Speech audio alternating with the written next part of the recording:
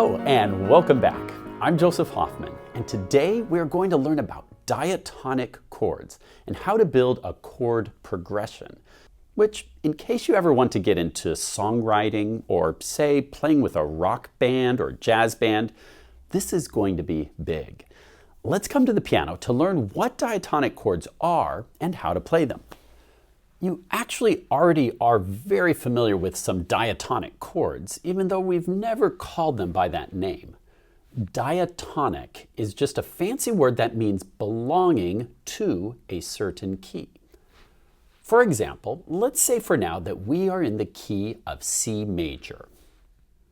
The C major scale has these notes.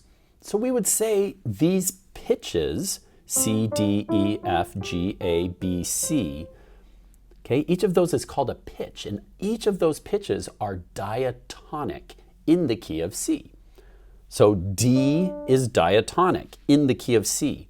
F is diatonic in the key of C. It just means it belongs in the key of C. F sharp, however, is not diatonic. It's not in that family, if you will. C sharp is not diatonic.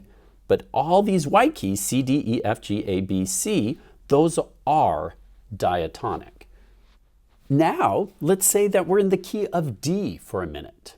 So these are the diatonic pitches in the key of D. We have a D, E, F sharp, G, A, B, C sharp, D. All of those are diatonic.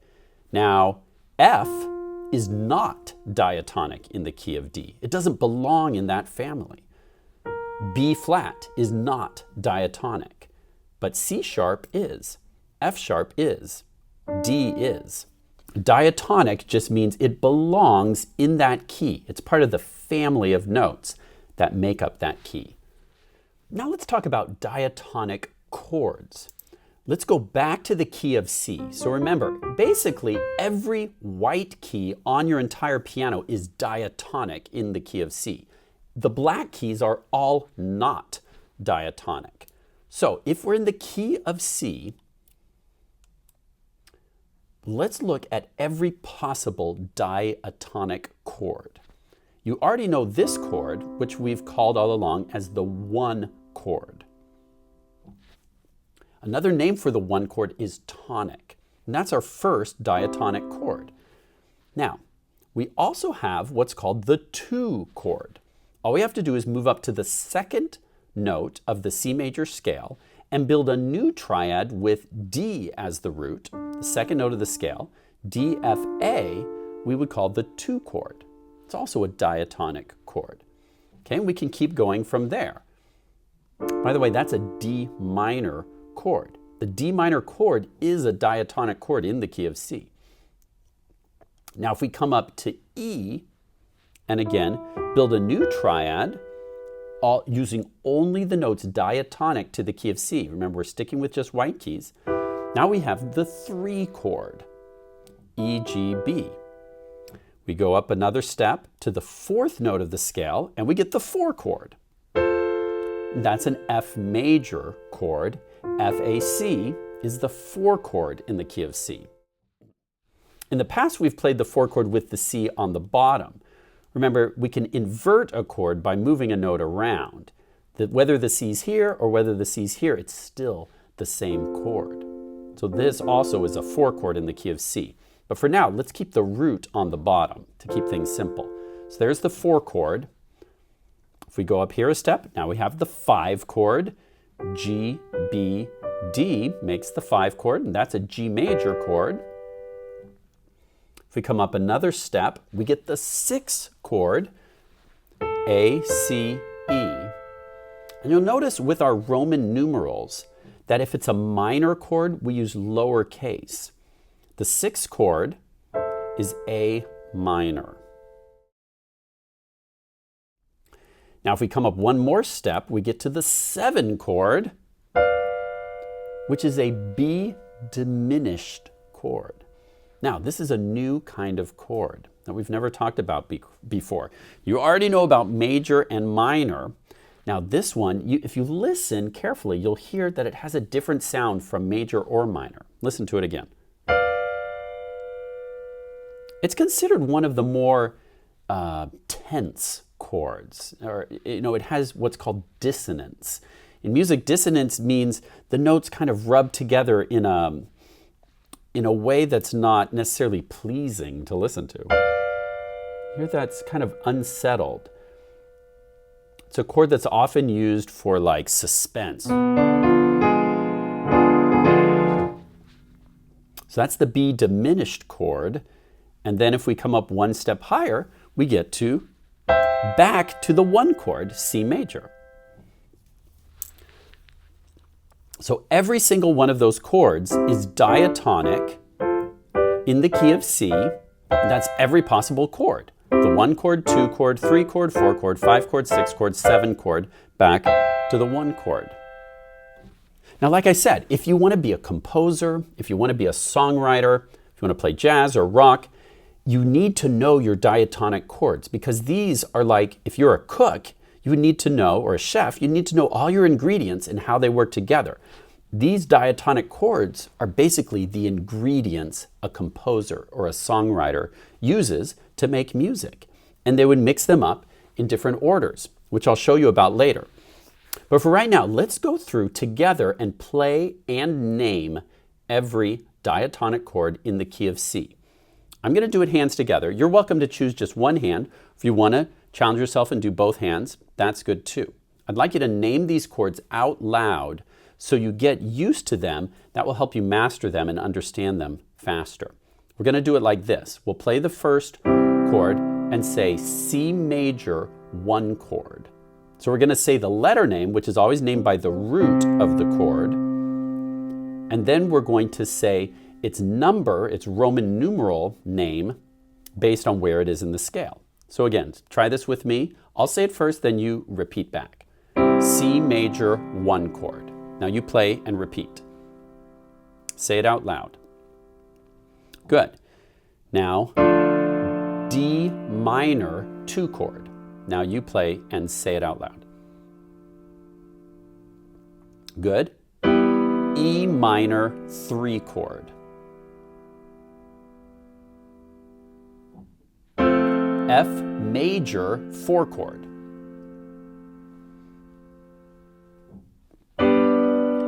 G major 5 chord. A minor 6 chord. B diminished 7 chord.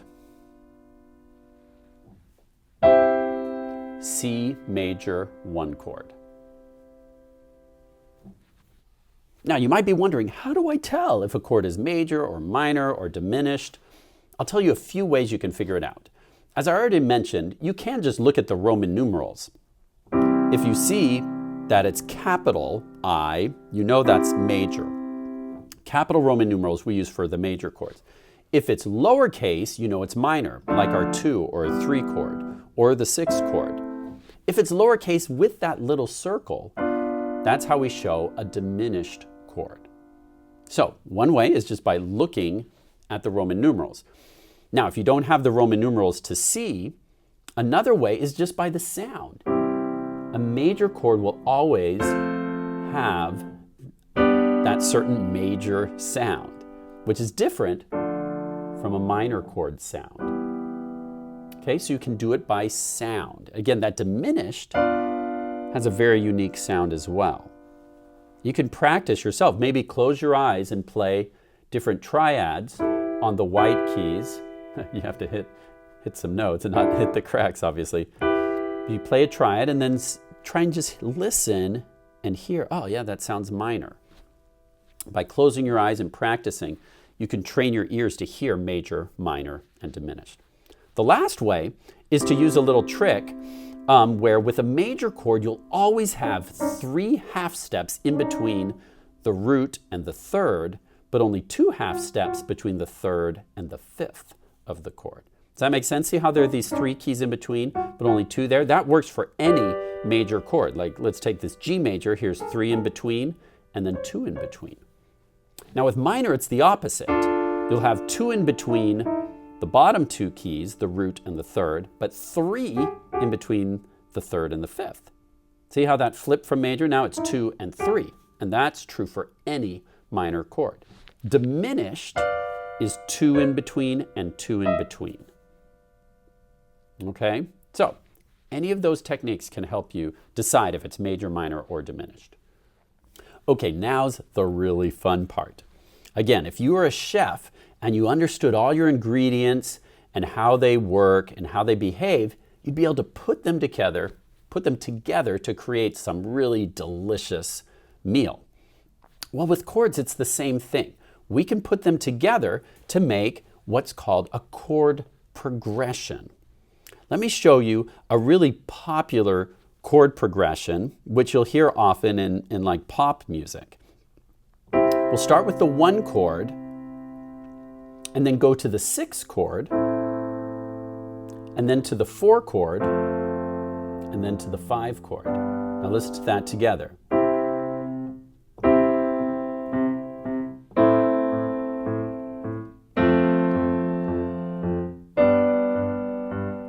That's a pretty cool chord progression.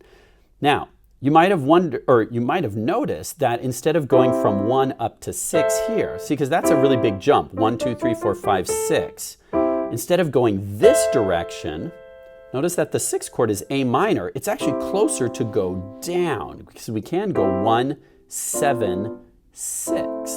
So the fastest way to get from 1 to a 6th chord is actually going down, right? Same chord that it would be up here, but a lot easier to navigate, and it sounds better too, because it's not such a big jump.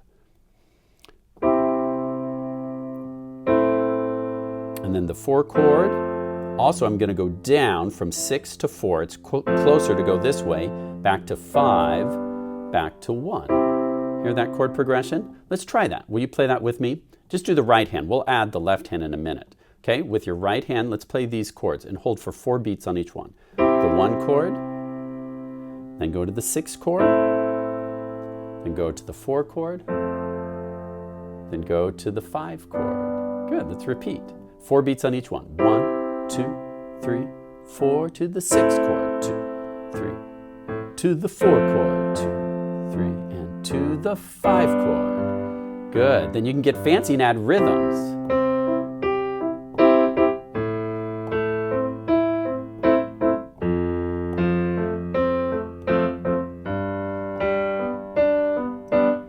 So you can improvise with these chords to make it sound cool and fun, whatever style you want.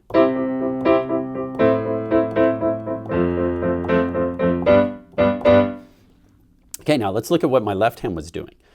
My left hand, I'm putting finger 1 on C, and even though my right hand has to move around to get to each triad, my left hand actually is covering all the notes I need. My left hand's just going to play the root of each chord. The root of the 1 chord is C, the root of the 6 chord is A, the root of the 4 chord is F, the root of the 5 chord is G.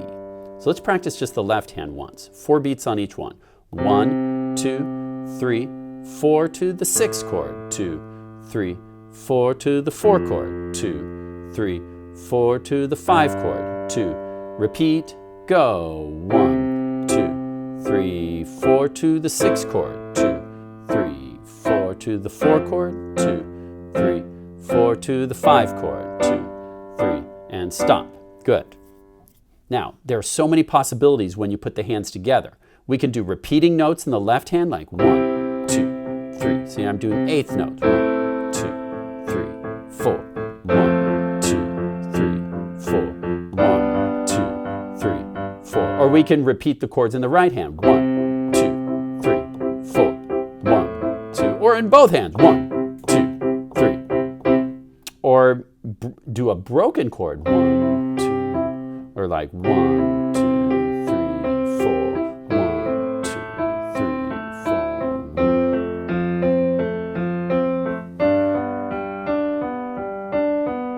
4. The possibilities are endless just with that one chord progression. Okay, so I'd like you to press pause and just mess around with that chord progression, hands together. Remember, your left hand doesn't move because it's just playing the root, but your right hand will move from triad to triad. So press pause and just be creative and see what you can come up with. Then press play and I'll show you even more things you can do.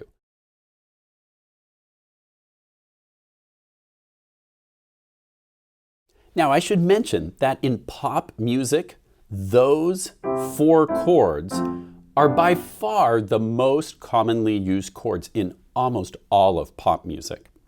So just with those 4 chords alone, you can account for almost 90% of all the chords you'll hear in pop music today.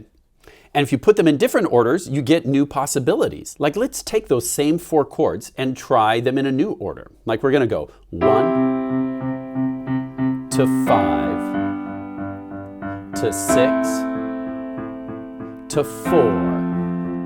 This is the chord progression used by so many pop songs, like, just to name a couple, With or Without You by U2, Let It Be by the Beatles, and dozens of others. It's a great chord progression to 5, to 6, to 4. But you can do them in other orders too. You can do 1, 4, 6, 5, which also has a really cool sound. Truly, any order is possible, and you can find them in pop songs. Another chord that can be used in pop, and you hear sometimes, is the 2 chord. You don't hear the 7 diminished chord as much in pop music. It's more found in classical and also in jazz. So now what I'd like you to do is take 4 chords and create your own chord progression. Try out some different ones, see what sounds good to you, and then share it in a comment below. Time for you to be the songwriter. Once you have a chord progression, you can add a melody with lyrics and words if you like, or it could just be a piano solo. Totally up to you. Have some fun being creative with chords and chord progressions. Great work learning about diatonic chords and chord progressions. I hope you have lots of fun experimenting, composing, and songwriting with diatonic chords. Thanks for watching, and see you next time.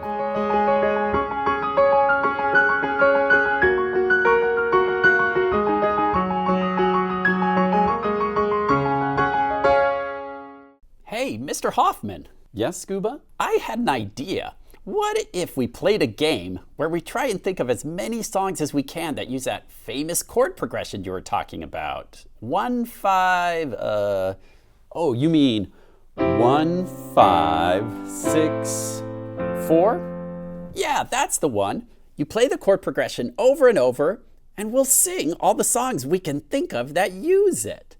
Do you want to play too, Princess? Sure. Okay, sounds fun. We'll see just how many different songs use the exact same chord progression. Do you want to start it off, Scuba? Sure.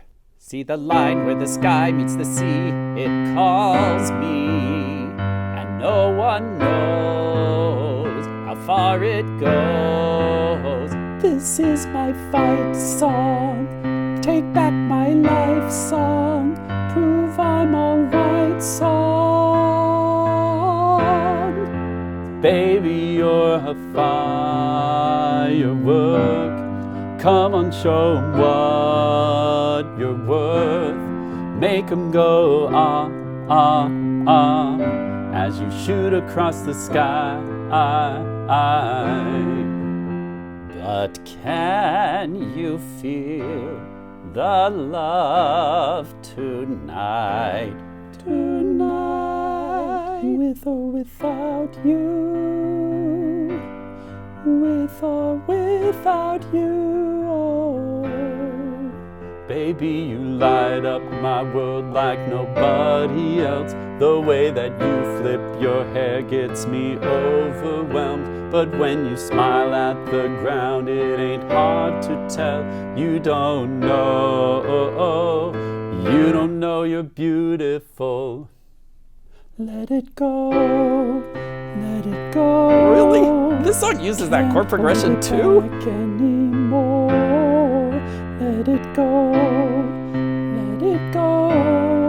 Turn away and slam the door. Okay, last one. Time to say goodbye. Wow, princess. Paesi che non ho mai veduto e vissuto con te, io con te.